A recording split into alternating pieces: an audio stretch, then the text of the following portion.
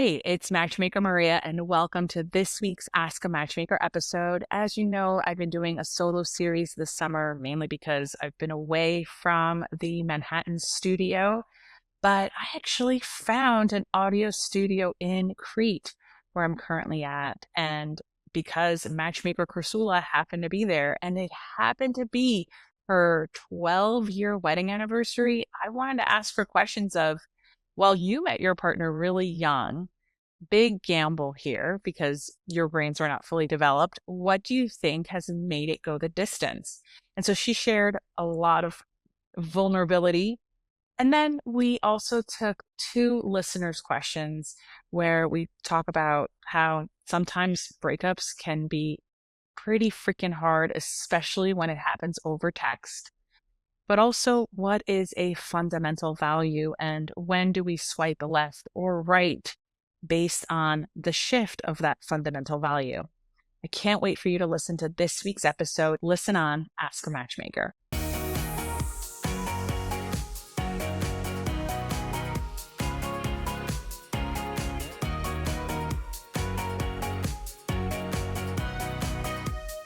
Welcome to the Ask a Matchmaker podcast. I'm your host, Matchmaker Maria, and I'm in Greece, and I found an audio studio at the same time that my sister and fellow matchmaker Chrisoula is visiting.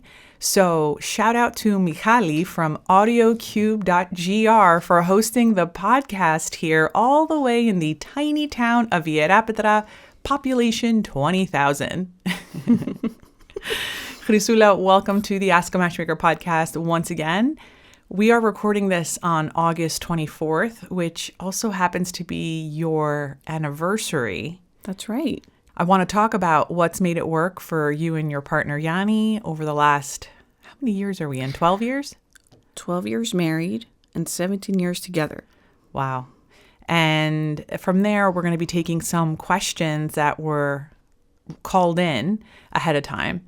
So, Chrisoula, first off, how are you feeling this summer? I am in Crete, which is my love language, apparently. So I am happy. I love Crete. I love Ierapetra. I am really glad to be here. What do you like about Crete?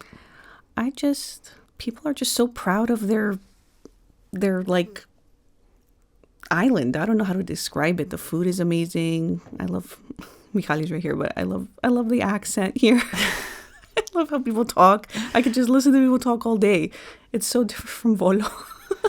But there's like an immense pride that people have of their villages, of their island, and you can tell, and it's so refreshing. I think that's the right word. I love it. I feel like people in Crete stand taller than in other parts of Greece. Yeah, I mean, I felt instantly comfortable. Even last year when I visited for the first time, like truly visited Crete, when we traveled the whole island and all that. I was just like, this is amazing. This is a beautiful place. Yeah, so if you don't know, Crete is Greece's largest island in Greece. And it's well worth a visit if you're thinking about where to go. I think Crete should definitely be on that top 3 list. I would actually put it higher than Santorini and Mykonos. Oh my God, 100%. Are you kidding me? It has everything you want. It has like super nice beaches. It has like gorgeous.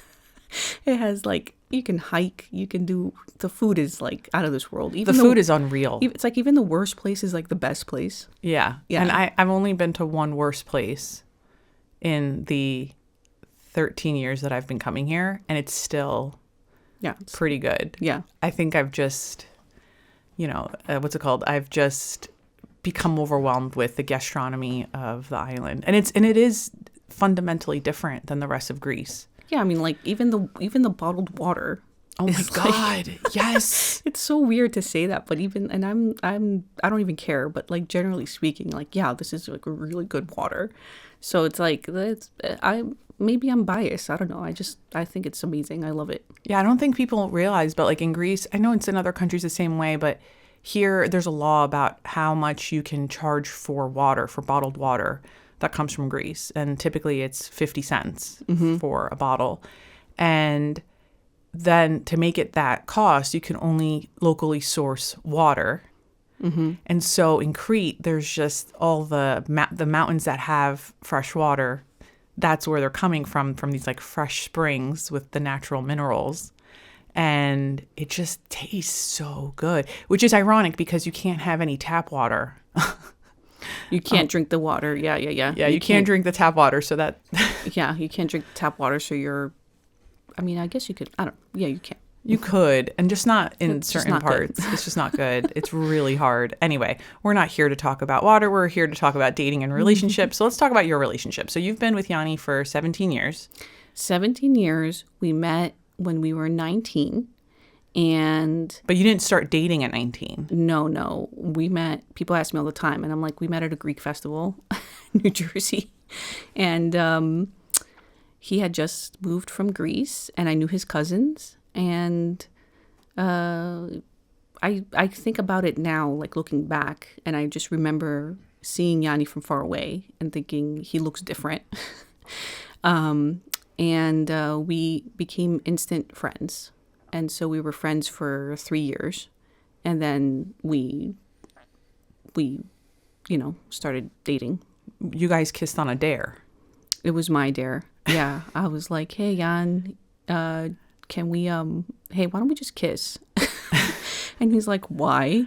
And I'm like, I don't know. Let's just get this out of the way so we can continue like our lives. Let's just get this like piece out of the way. And it was like a whole ordeal. Like we planned it. Like, okay, we're going to go to the movies. We saw Forgetting Sarah Marshall.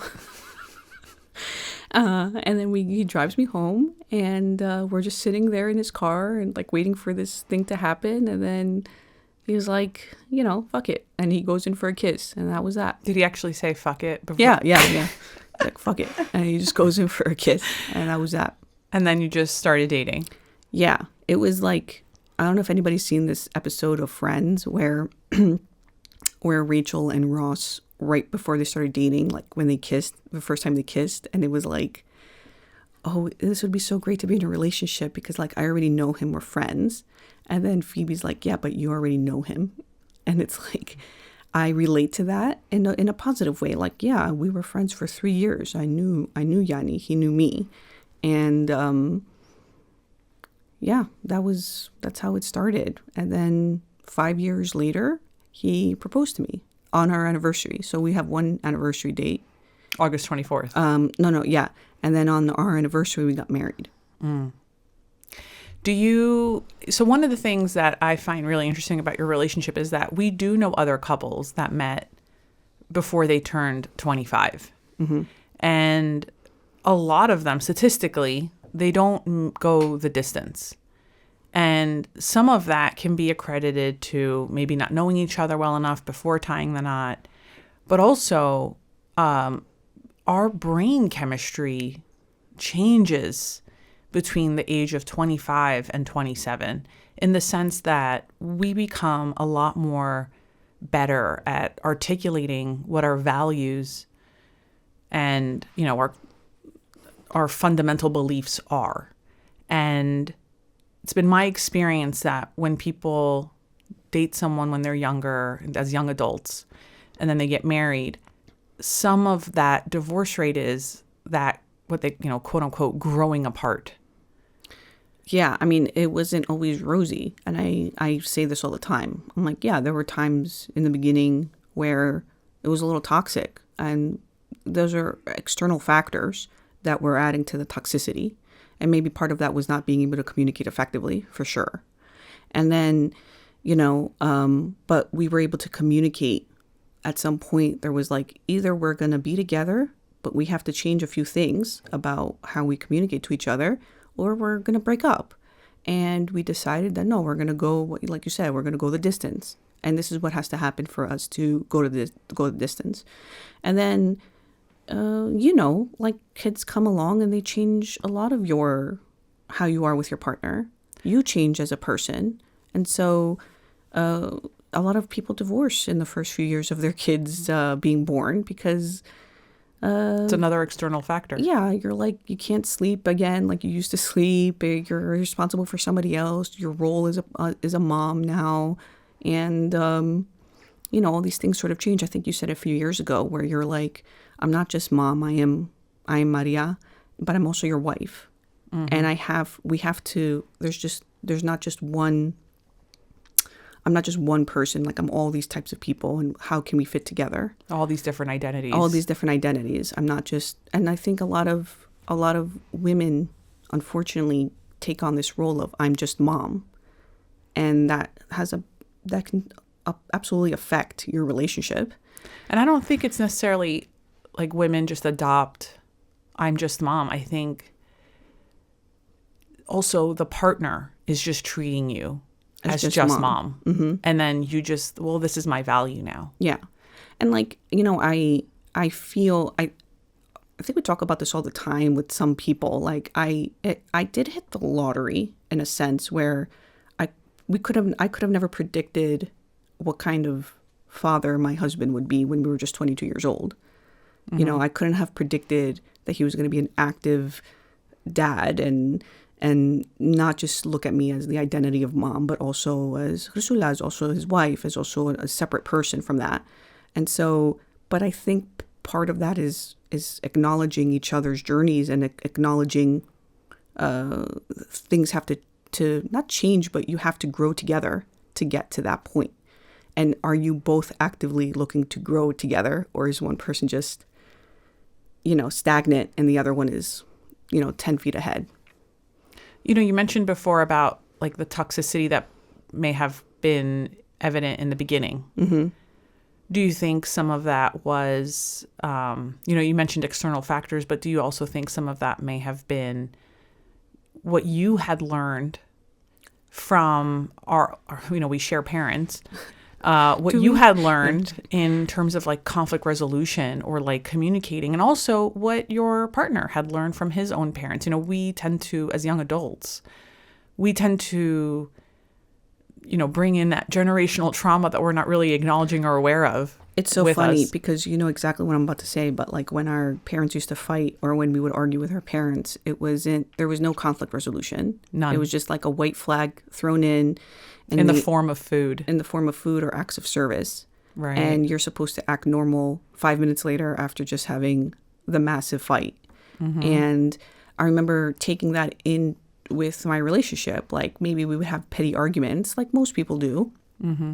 And then like 2 minutes later, I'm like, oh, here's a coffee I made you. And he's like, still mad at you, Chrisoula. I'm like, I don't care about this. And I'm like, come on, like just be normal. And we talk about this all the time, like things that you have to unlearn.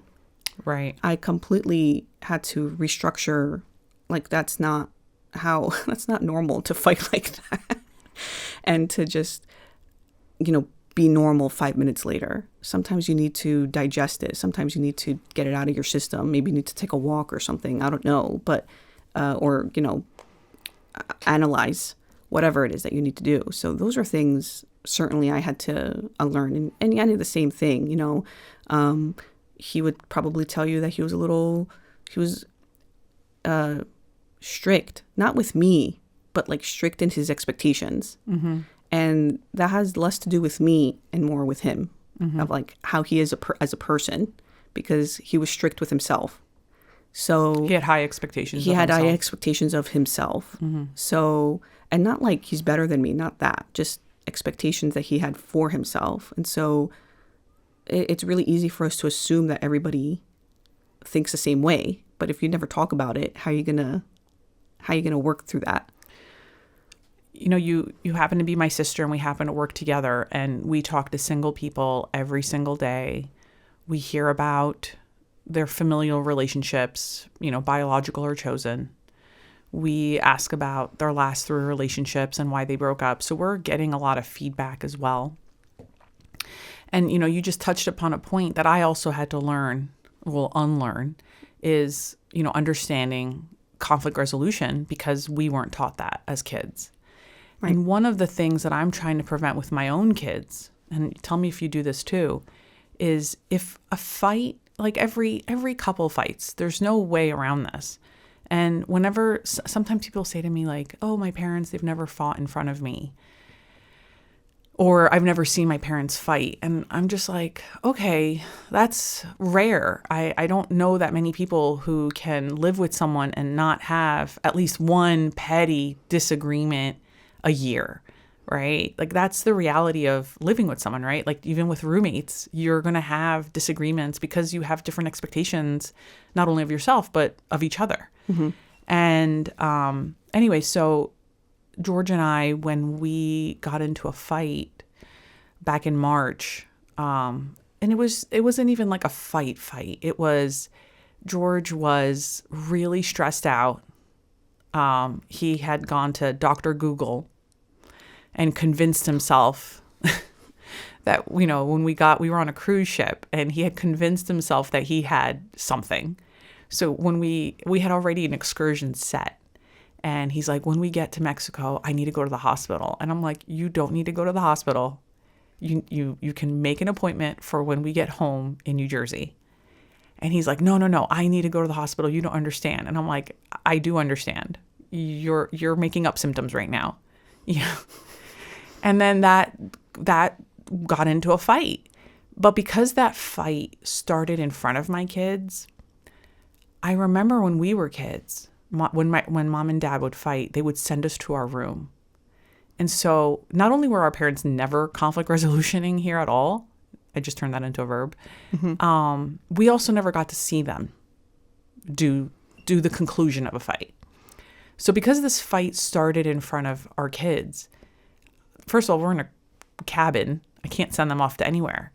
But then I realized I've never sent my kids out of the room when George and I are fighting. I wanted them to see how we're going to conclude this. I wanted them to see how we're going to apologize to each other. I wanted them to see that, like, we can come to, you know, a mutual agreement. Of course, we had to take a break for 15 minutes and just, like, not talk to each other. And our kids were experiencing that too. But they were experiencing us not festering. We weren't, you know, getting angry. We weren't, you know, we're just taking our corners for a few minutes, right? We're just doing other things. And then we got back to it, and then we just talked like normal people. And we apologized to each other in the end. And I thought that was so important for my kids to see us apologize to each other, because I think I've always wanted to see, even now where I live with mom and dad, and, you know, they do fight here and there. It's not as bad as when we were kids. I still never see them apologize to each other. And it's like, I actually, because now I'm in this like parenting role of caring for mom and dad, I sometimes have to tell them, I need you guys, this will not end until you apologize to each other. Like I actually, it's like when we were kids and our parents would be like, hug, you know, it's the same thing. It's like, you need to apologize to each other.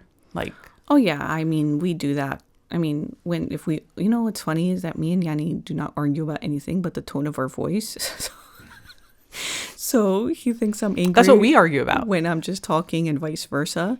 That's what me and you argue about. Yeah, just tone of voice. But yeah, we do the same, where it's like I'm not. It just so happens that I'll apologize or he'll apologize, and we all right. Like, how can we not avoid it? You can't avoid arguments, but how can we not get to this point where how can we talk calmer to each other so it's not getting to this point where it's just a misunderstanding?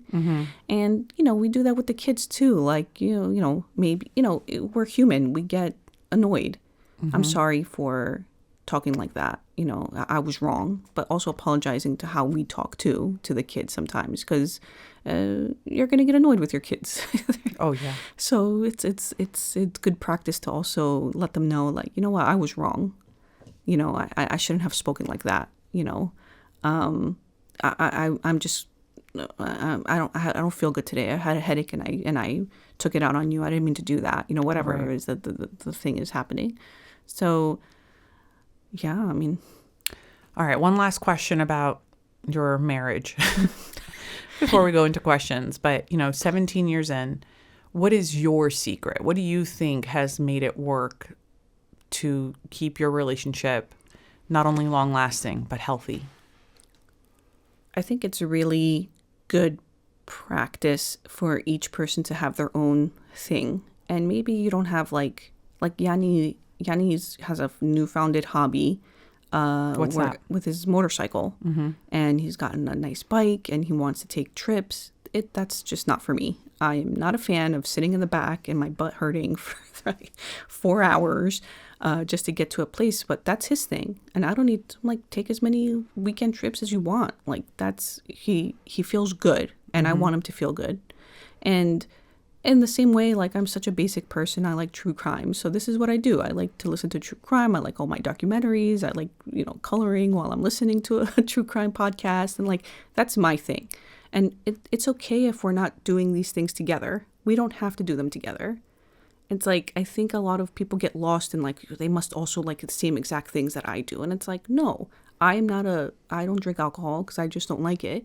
But Yanni, a couple times a month, I'm just going to go to the bar, have a drink, come back. Like, I don't need to join you in that. That's okay for you to have your own time. And I think that's really necessary. But another thing, and I think you mentioned it very often, which is key. I think I know what you're about to say, and I mentioned it in my book. Yeah, you mentioned in your book, is it's like, do we live in the same reality? Because if we're not living in the same reality, then this is where conflict happens, where arguments happen, and not like, do we believe in the same things, fundamental things? I think that's a major part of it. We've witnessed a few friends experience divorce in the last 3 years. And when we were talking about, so-and-so is separating or so-and-so is divorcing, one of the things that we noticed was that they weren't living in the same reality. Yeah, and it doesn't necessarily have to do with like social issues or politics. It's just like even like minor things in your day to day. Because like not every day it's like all super exciting. Like most days are routine. Most days are routine and quite mundane, truly. And so do you feel the same way about how you're raising your kids? Like what's going on here? All you got to do is go to the parenting subreddit and just like scroll to see how so many people are not living in the same day-to-day reality. And yeah, I mean, I it's interesting because you and I, without even realizing it, growing up, I think we were like, I do not want to be with somebody who's like my dad. Yeah, same. And not that my dad's a good guy. He's a great dad. He's a great dad. He told us he loved us 50 times a day. Still does. He came to every single event that we did. Like he was an active father. He calls us 3 times a day now while we're here just to say I love you. And then I'm like, okay. He's like, okay, bye. And I'm like, yeah, it's like FaceTime. No, you're not getting charged $1 a minute. It's like a 5-second phone call. But like, that's not what I mean. I mean like his personality. And it's so interesting that you and I definitely did not marry dad because there's so many women that marry their dads because it's familiar or whatever.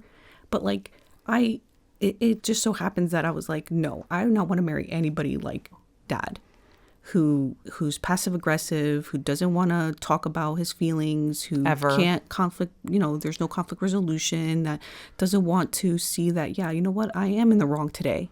And I'm sorry for that. It's interesting because he looks so like such a strong man, physically, so burly. Yeah. And yet he's like really sensitive and he can hold a grudge forever. He's super sensitive. I think it's a shame thing. Like if you point out, I don't like that you did this, he feels immense shame. And then instead of just kind of being a little bit more self-aware, it's like, nope. I'm going to pretend that this never happened. I'm not. Do you know why I'm about to start laughing? Why? Because I bought for Dad for his name day, which is a Greek birthday. I bought for his name day a lawnmower, like the big lawnmowers, the ones that you sit on. Which, by the way, is like 3,000 something. Like it was like an expensive purchase, but this is what George and I got for my dad because that's what he wanted. Why? Because he does not like it that I call a landscaping service. Because it's like this old school mindset of like, why waste your money when I can just cut your grass? I'm like, because you don't do it right, man. That's why. So I got him a lawnmower just to make him like stop telling me like, I can't believe you hired a like he was just getting so upset over this landscaping store, which by the way, perfect job, great job doing landscaping. But he was like, no, I'm going to do it. And I'm like, all right, I'll just give this retired man a new task to do every 5 days, whatever. So we buy this lawnmower, and I think you were at my house the first time he mowed the lawn, and he wasn't even going in straight lines. He was just like squiggling around the front yard. And I'm just like, what are you doing? Like, anyway, so then I gave him some feedback like, hey, you need to go in straight lines the whole time. And he's like upset that I gave him feedback. And I'm just like showing him, I'm like, look, I can see where you went. I can follow the blade of the grass. Then fast forward, like, so he was doing better, right? Fast forward, and this is why I was laughing. I get to Greece a few weeks ago, and my husband texts me at 3 a.m, and he's like, don't get upset.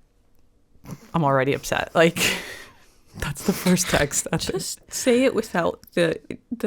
Don't get upset. Your dad. So our house is on a hill. And so the front yard is kind of like part of it's like almost like a cliff to our driveway.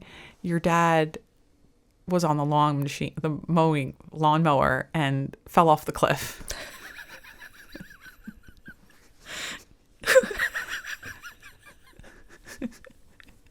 It's funny because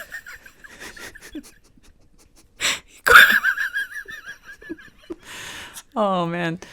Anyway, and it's funny because it's funny now, but when I read it, I was just like, is he okay? And he's like, he looks fine. The lawnmower has some. I'm like, who cares about the lawnmower? Like George just like has like some cosmetic.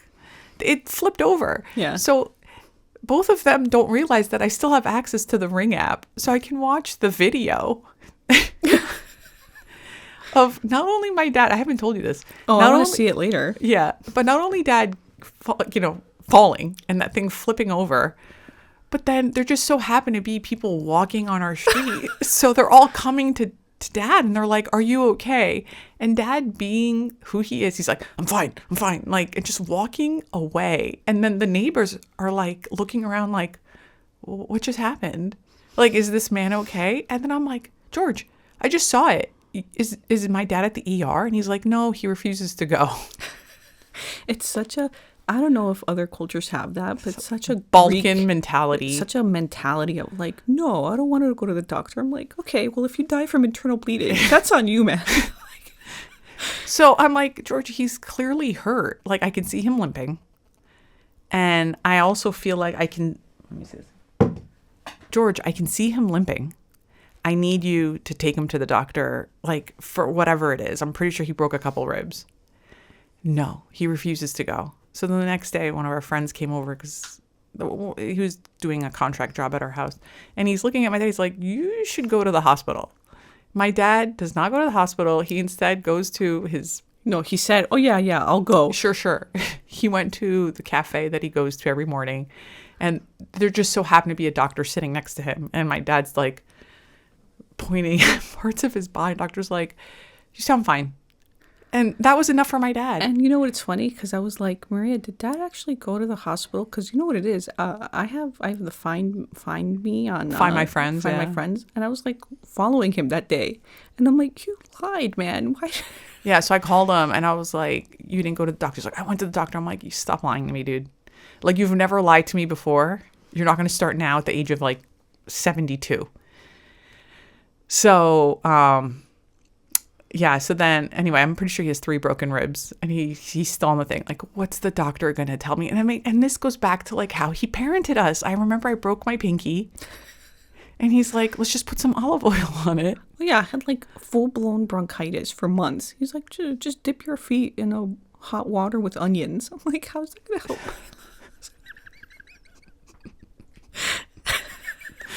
All right, this is not the dad trauma dumping podcast. Let's no, it's just indicative of like, I don't want that type of person as my partner. No.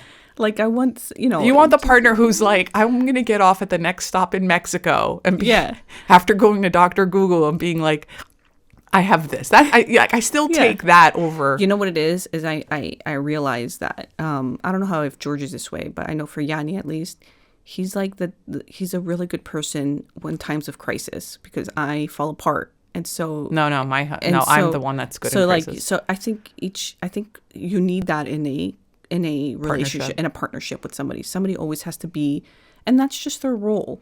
That's just it. Someone is a planner, someone's not a planner. Somebody is good in crisis and somebody falls apart. Somebody has to be the person that's, when there's a crisis, they are just like, like a director. Quick executive decision making. Quick executive decision making. This is what we're going to do so that all the pieces can come into place.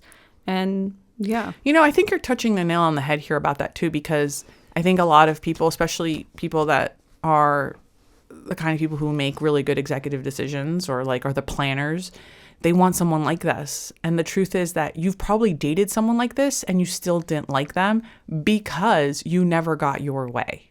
Yeah. Like, I know that in a crisis, I'm the one manning the ship. And it's not that George is incapable. It's that we have our strengths. Yeah, exactly. And I'm stronger suited to, kind of dock the ship a little bit.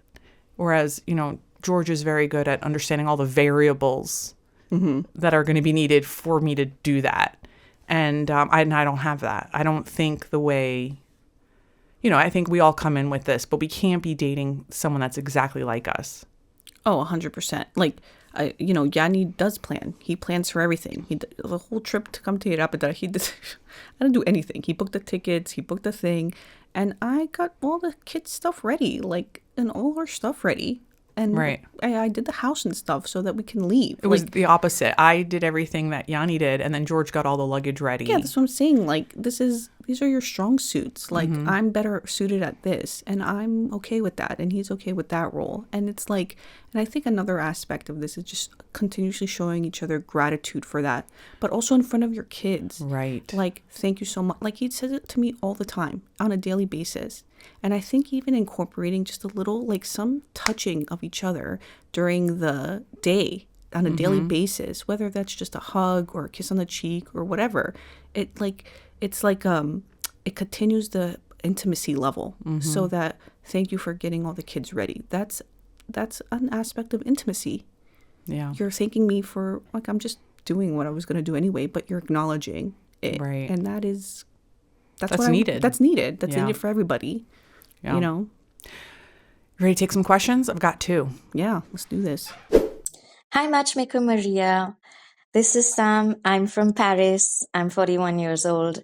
And here's my question for you. Would you change a fundamental value of yours while being on the apps?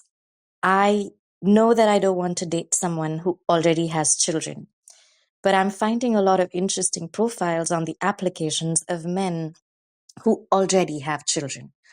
In my mind, I know that if I swipe right, I might have a good time, but I'll always have this barrier of, wow, he has a child and I don't want to go there. Would you change a fundamental value of yours because the profile looks interesting? Or would you have faith and swipe left and stick to your values, knowing fully what you want, in hope that you will find the right partner? Thank you for listening. By the way, I just bought your book and I'm so enjoying reading it. Thank you so much for your advice and all the value in that. Bye. Oh my God, I love the book shout out. I'm listening to this question blindly. That's nice. Okay, I feel like my instinct right now, just to answer this question, is that I don't have enough information. That's interesting because I thought the same thing, because my initial thought was like, what if they're 15 or 16 or 20 years old, the kid, and they're way more self-sufficient, which makes the partner more flexible in their schedule. It's not like it's a 3-year-old. Might you be open to that? I guess another aspect of here is like, have you dated men who have kids? And if you haven't, then that's potentially something to explore. They could be older and you could say, okay, maybe this is manageable. I think those are the 2 things that, the kind of information that's missing here. For me, the information that's missing, because she said fundamental value, is, does she want kids? Does she envision herself having kids one day? And is that so let's just explore that for a second, okay? let's pretend, because I'm trying to understand the words fundamental value. Let's pretend that in her life, she does not envision herself having kids. And her fundamental value is to be with someone who also never had kids. Then to me, that is a fundamental value, right? Because you are saying that you just want commitment with one person who doesn't prioritize other people because you have to. That's part of what being a parent is, at least a good parent. And you're not going to have that. If your fundamental value is being this one person who's with another person and that is your life together, then that is a swipe left, because that is the lifestyle that you are subscribing to. But if she told me, well, no, I do want to have kids one day, then I would question, why is someone showing that they have a shared fundamental value, but at a different stage, the deal breaker for you? Is the deal breaker because you're concerned that they don't want to have more kids? Then, okay, then that's the fundamental lifestyle that you're misaligned on. But if they do want to have more kids and they just happen to have kids, then wow, you actually get the cheat sheet to see what they're like as a parent. I meet so many women. One of the things that they tell me when they don't want to meet men who already have kids is because they want to go through that motion for the first time together. And for one aspect, I get it. But on the other aspect, it's exactly what you said. Like, you have this like cheat sheet. Like, there's certainly variables are important here, right? Like, do they have a good relationship or a positive relationship with the mother of their kid? Their co-parent. Or their co-parent. Or are they active? Because if they're active parents, that's a really fantastic sign that they might be active with, should you have kids together, they will be an active parent with your kids. Right. But you're right. There's some information missing here. Right. And that's okay. So let's just answer it if we had the information, okay? Let's answer it in two ways. The first one is, she wants to have kids. Do you think she should be swiping left, which means rejection, if someone already has kids? Now, mind you, parentheses here, she did say she's been seeing some really great profiles of men who are single dads. The advice I would give is to give yourself a challenge. Say, for the next month or two, I will swipe right on all the profiles that I think are speak to me, whether they have kids or not. And if you're the type of person that wants to have kids in this scenario and they happen to have kids, find out more information. They might not want to have kids, or they might be great, or they might have a lot of drama. Like, that's par for course in dating. Find out more information to see if you're aligned in other ways. I would, because you might realize that actually this is more manageable than I thought. Or you might truly realize that actually I don't want anybody who has kids. You know, and that's okay. Yeah, I like what you just said there, because right now she's in this cloud of like uncertainty. And it's like, well, the only way to feel certain is if you experience it. So just, make that not part of the search. If a profile, like you said, speaks to you, go out with them, do it for the next month or two. And you might learn something about yourself. You might, like you said, I'm sorry, I'm like repeating what you just said. I thought it was really sound advice. And I think that's what she should do if she is interested in having kids, if she's interested in being a stepmom, or if she's, whatever, if that's the answer, if that's the path she wants to go in. Now let's pretend she never envisioned in having kids and envisioned her life, growing old with someone who also did not have kids. It doesn't matter if the kids are 16 or 18, you still have other people in your life, right? Should she, because we go back to those two words, fundamental value, I have a feeling it's the latter part, right? Where she doesn't want to have kids, envisions herself not being with someone who has kids. Would you open your mind to this? I would give her the same challenge, but see, maybe their kids are older. Like, maybe that makes a little bit of a difference. It's makes one thing. Huge difference. Well, it's one thing if it's a 2-year-old that needs a lot more attention and active parenting. Then, you do need to be an active parent even if your kid is 18. But maybe if they're 18 or outside of the house, then they're not like now their schedule is a lot more free, and they are able to devote more time to a partner and a relationship. So, however, if you really do not want that at all, then swipe left. Find that there is somebody out there that does not also want to have kids and wants to live the same exact lifestyle as you. Right. You say it all the time. I just need to find one. Yeah, you just need to find one person. So maybe you're not going on 3 dates a week, but maybe you're going on 3 dates a month or 1 date a month. But that's the one person that has this, you're calling it a fundamental value. They also share that very fundamental value as you. I like that. Yeah. I think treating the September as your challenge month and this applies to everybody who has like a no-no list. What is that no-no? And if it's something that's maybe, then maybe go out with 5 maybes in September.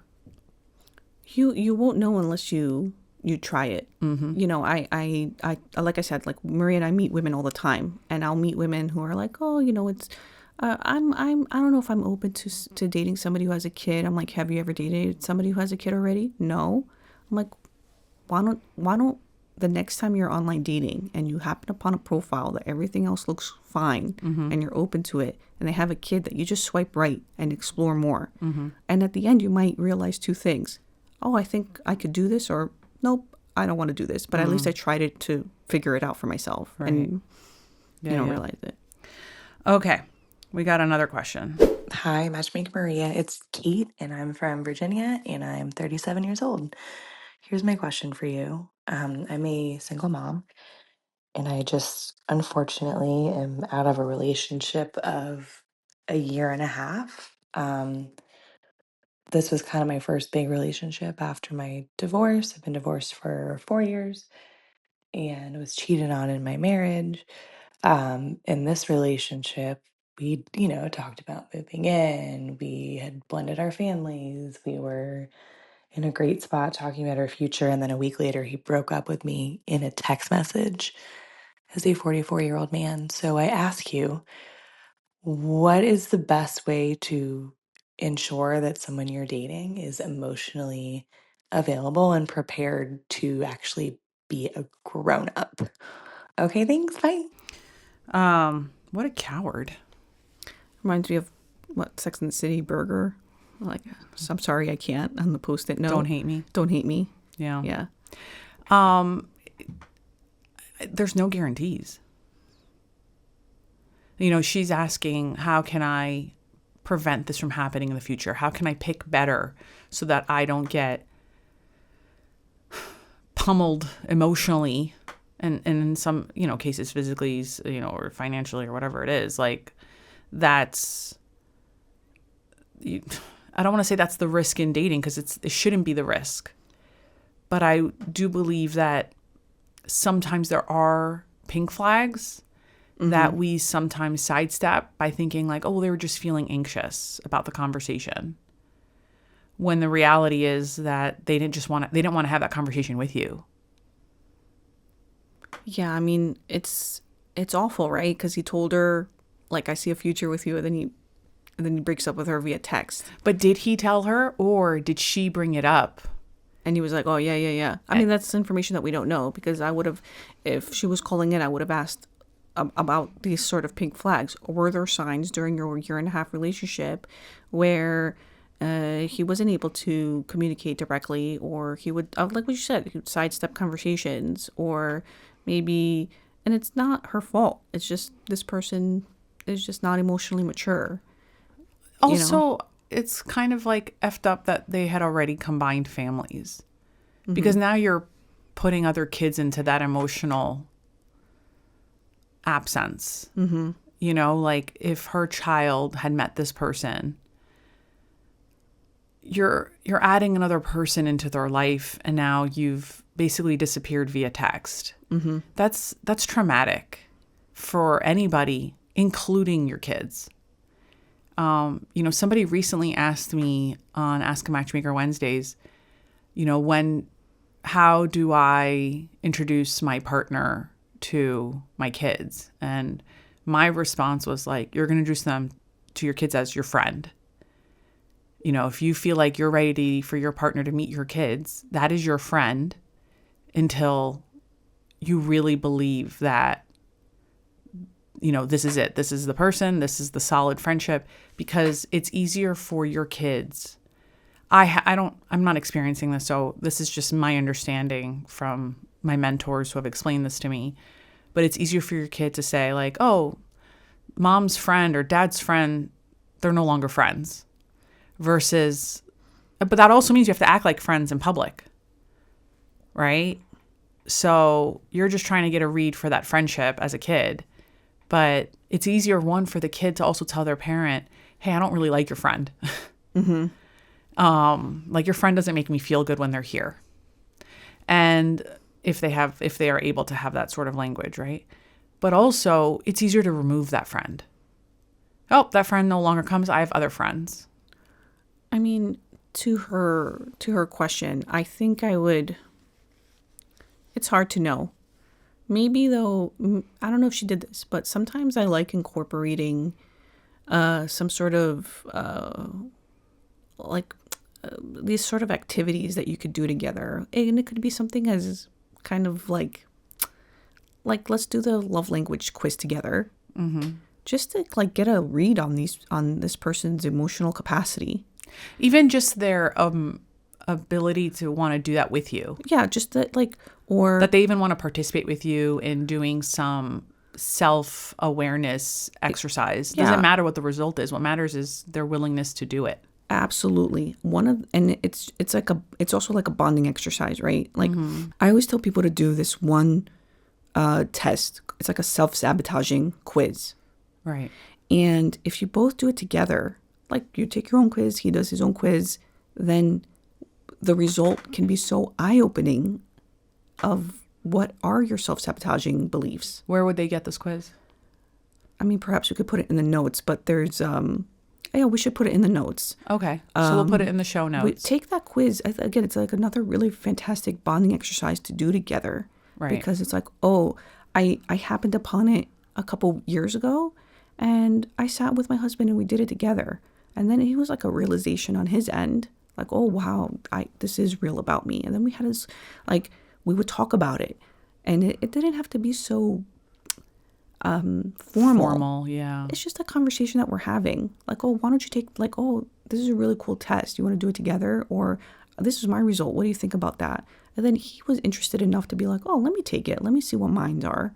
So I think, like, these kinds of self-awareness these types of personality quizzes, right, I think are really interesting to kind of get a sense of somebody's emotional maturity. Their bandwidth. I do also want to just give some advice to this person too, that, you know, as they go back on their dating journey again, whenever they feel ready, of course, there is going to be this urge to want to, I don't want to say jaded, but how you feel is how you feel, and it's valid, right? You're hurt because somebody hurt you. And I think that if you can acknowledge the hurt, you don't have to necessarily bring it on your first and second dates with anyone new. You know, this person's their own person. But when, you know, after date 3, 4, 5, when those conversations come up about, oh, tell me about your last relationship or whatever, you can talk about how you felt instead of so much of what they did. And what that means is by saying, like, you know, in my last relationship, I really liked him. I envisioned a future with them, and they hurt me in a way that I wasn't expecting, but also the act itself was really hurtful. And I don't want to experience that again. And they're going to ask, like, what it was. And you could say, well, like, they broke up with me via text. Or you could say, what I learned from that is that, and what I learned from that was that it's really important that we are on the same page and our communication styles, or there's a willingness for them to rise to the occasion. I don't know, like, whatever it is that you learned from. You know, for hers, it might be, it's like, I learned that I need to be a little bit more forthright of my expectations of what I want in a relationship, and that person needs to align with those. And it doesn't, we don't have to be at the same pace, but that we're all looking at the same goal. Yeah. And I think when you've refocused that conversation, that narrative of like why you're single, you get to be in control over that versus what someone else did to you. And that requires you sharing how you felt when it happened. And it requires you understanding how you're going to date going forward. And I think that this person that called in with the question, I don't think her question's that new. I think this is a very, unfortunate way, but this is how people do break up with people. And it is hurtful. And it's also hurtful when a woman does it to a man or another person, whoever they're dating. I don't think text message breakups are good. And I know people don't want to call someone or meet someone in person. And I can appreciate that, but it is a 4-minute phone call. Yeah. And it still hurts. It's absolutely but it's hurtful not to a gut punch either. Yeah. Mm-hmm. Like it's not disrespectful. It still hurts, but it's not the disrespect and the audacity. And a lot of people will do a back and forth. Like, what do you mean? And it's like so much context gets lost in text messaging and tone gets lost in text messaging. That's the problem. And so you're right. A phone call can, dispel all of this in the tone and the context. You can answer the questions and then that's it. Now we're at least I have some closure in the matter. Right. Yeah. All right, Chrisoula. Well, thank you again for joining me on this week's episode. I love getting your perspective on your dating journey. Do you think I should have your husband on for his perspective? Oh, yeah. I definitely want to hear what he has to say. I'm going to have to talk to my brother-in-law. Maybe I'll get him on next week's episode. Well, Chrisoula, thank you again for answering all of those lovely, lovely questions. And thank you, dear listener, for joining me on this special episode, recording all the way from Greece, Ask A Matchmaker. If you've yet to, you can buy my book. It's called Ask A Matchmaker, Matchmaker Maria's no-nonsense guide to finding love. We are just a few weeks before cuffing season kicks off. And, oh boy, if you need a dating reset, that's the book. And you can find it at all of your favorite bookstores, Amazon, Barnes & Noble, and of course, you can listen to it on audiobook on Audible or Spotify or whichever other audiobook app you get your books from. Be lovable, but more importantly, be likable. See you next week.